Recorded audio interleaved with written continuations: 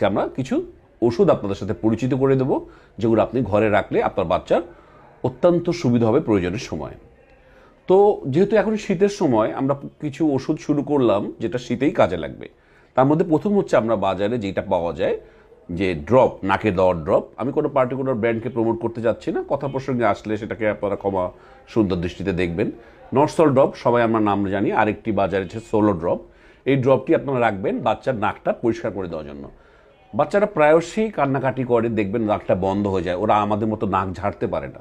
তখন যেটা হয় বাচ্চার কথা বলতে, কান্না করতে সমস্যা হয়, একটু বড় বাচ্চা হলে কথা বলতেও সমস্যা হয়, এবং মোস্ট অফ দ্য টাইম বাচ্চারা খেতে পারে না, ফিডিং ডিফিকাল্টি হয়, এবং শুয়ে থাকলে দেখা যাচ্ছে ঘুমও আসতে চায় না, সে বারবার হাত পা ছুটতে থাকে। তাহলে আপনি বুঝে নেবেন আপনার বাচ্চার নাকটা বন্ধ আছে। সমস্যা যেটা ম্যাক্সিমাম মাই মনে করে, কই বাচ্চার বাইরে তো পানি আসছে না স্যার, বাচ্চার নাক কেন বন্ধ হবে? সমস্যা হচ্ছে ওখানেই।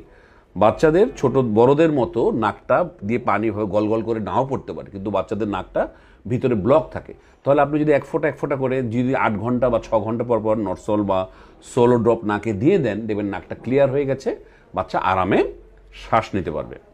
2 নম্বর, অনেক বাচ্চাই দেখবেন কান্নাকাটি করছে, গ্যাসই আমরা মনে করি, পেটটা ফেপে আছে, এবং প্রয়োজনের সময় যদি শুধু কয়েক ফোঁটা ওষুধ আপনি দিয়ে দেন এই গ্যাসের জন্য, দেখবেন বাচ্চা খুব ম্যাজিকের মতো রিকভারি হয়েছে। জি দর্শক, আমরা যেটা বাজারে ফ্ল্যাকল বা ফ্ল্যাটোনিল ড্রপ নামে পাওয়া যায়, এই ড্রপটি আপনি যদি দিয়ে দেন তাহলে দেখবেন বাচ্চার গ্যাসের যে সমস্যা সেটা অনেকাংশেই নিমেষেই কমে যাবে।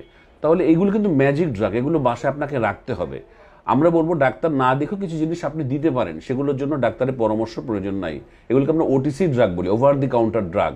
তাহলে এই ড্রাগের ডোজটা আমরা কি দেবো? সেটা আমরা দেবো যেটা মোটামুটি 4 থেকে বা 3 থেকে 6 মাসের ভিতরে আমরা দেবো 0.3 ml করে 4 বার। আমি আবারও বলছি 0.3 ml করে 4 বার। আর 6 থেকে 9 মাসে আমি দিই 0.75 বা 8 ফোঁটা করে 4 বার। আর একটু বড় বাচ্চাকে 9 মাসের উপরে বা 12 মাস পর্যন্ত আমি বলি 1 ml করে 4 বার দিতে।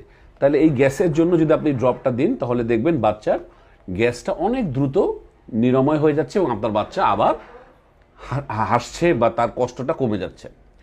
3 নম্বর যেটা আমরা দেখি যে জ্বর, এই জ্বর আসে না এমন তো কেউ নাই, বাচ্চাদের জ্বর আসবে, এবং বাচ্চারা জ্বর আসলে অত্যন্ত অসুস্থ হয়ে পড়ে, কান্নাকাটি করতে থাকে, মা বাবারাও পাজলড হয়ে যান যে আমি কী করবো, যেটা আমি আমার ভিডিওর শুরুতেই আমার এই আত্মীয় ভদ্র মহিলার কথা বললাম।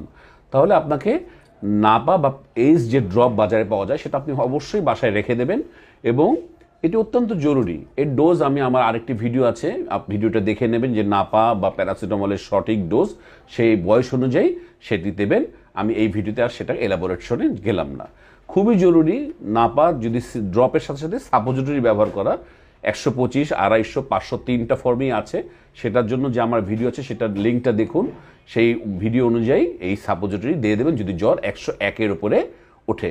অনেকে আমাদের কাছে জিজ্ঞেস করে, স্যার নাপা ড্রপ দিয়েছে সাপোজিটরি দেবো? আমার কাছে মেসেজটা ক্লিয়ার, 101-এর উপরে যদি জ্বর ওঠে আপনি সাপোজিটরি দিয়ে দেবেন। সেটা আপনি নাপা ড্রপস বা সিরাপ দিয়েছেন কি দেননি সেটা নিয়ে আপনার জানার কোনোই প্রয়োজন নেই।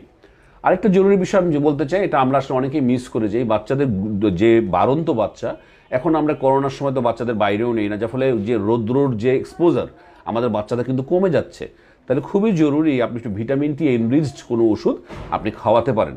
সেটা কি আমরা বলবো 4 মাস বয়স থেকেই আপনি যদি একটি ভিটামিন ডি ড্রপ বাজারে অস্টিও ডি নামে পাওয়া যায়, তো সেটা আপনি 0.5 ml করে বা 8 ফোঁটা করে ডেইলি একবার আপনি দিয়ে যাবেন, বাচ্চার জন্য সেটা অত্যন্ত উপকারী হবে। এবং এই অস্টিও ডি ড্রপটি আপনি বাসায় রাখুন এবং নিজে প্রতিদিন দিন, অবশ্যই সূর্যের আলোকে তো আপনি এক্সপোজ করবেনই।